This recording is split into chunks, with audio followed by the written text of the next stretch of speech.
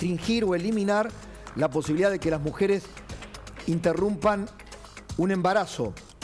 La Corte, en este caso, dominada por una mayoría de 6 jueces conservadores, que se terminó de formar durante la presidencia de Donald Trump, revocó aquel histórico fallo de Roe versus Wade de 1973, al sentenciar a favor de una ley que restringió el aborto en Mississippi, una decisión que culminó con una pulida ofensiva política y legal desplegada durante décadas, que ahora ha encontrado en los demócratas, un motivo, una excusa de trinchera electoral. Diego, ¿de qué se trata? ¿Por qué la controversia desde la mirada norteamericana? A ver, yo creo que hay dos cosas que son fundamentales para entender la Corte Suprema de los Estados Unidos y cómo funciona la Corte. Dentro del sistema vos tenés lo que se llama stare decisis, que es un sistema que te obliga al precedente.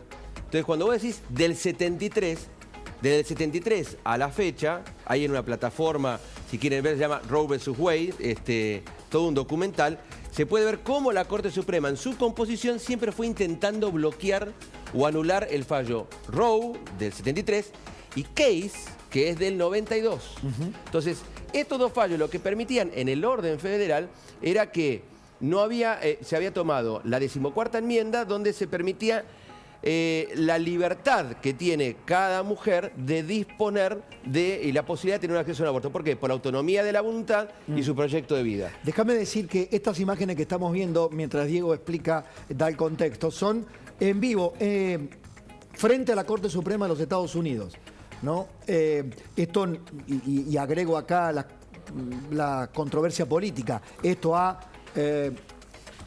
echado combustible a una grieta política social muy evidente en los Estados Unidos entre republicanos y demócratas, entre conservadores y liberales o progresistas, si se quiere, si los términos pueden englobar verdaderamente las posiciones. Pero, ¿querés que desmenucemos en la placa que preparaste Dale. lo que dice el fallo? Dale. Y a partir de allí vamos explicando...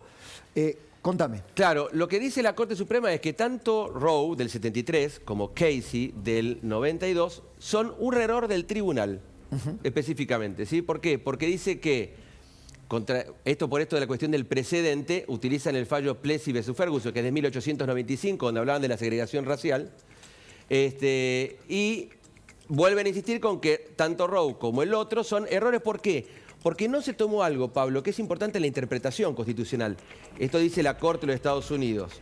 La historia.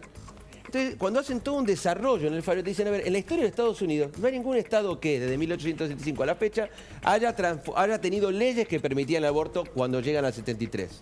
Frente a esta construcción que hace la Corte para poder dar vuelta al precedente, ellos van llevándote en un hilo donde te dicen... No es constitucional el aborto, no está en la Constitución. ¿Por qué? Yo le hablaba con un amigo mío que vive allá en Washington.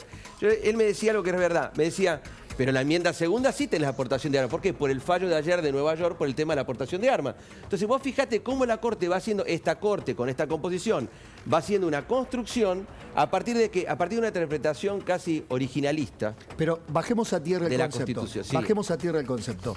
¿Por qué las mujeres...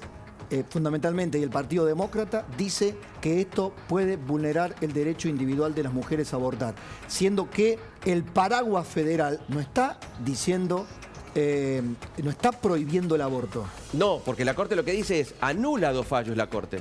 Roe y Casey dice, estos fallos no van más. Entonces dice, a ver, son los mismos estados que deben regular. Por eso yo te digo, si vos agarrás... Cada estado, claro, a partir de ahora tiene que determinar el contexto normativo. Si vos agarrás el mapa de los Estados Unidos, hay 13, 14 estados que tienen permitido la ley del aborto. Entonces, la Corte no te está diciendo no.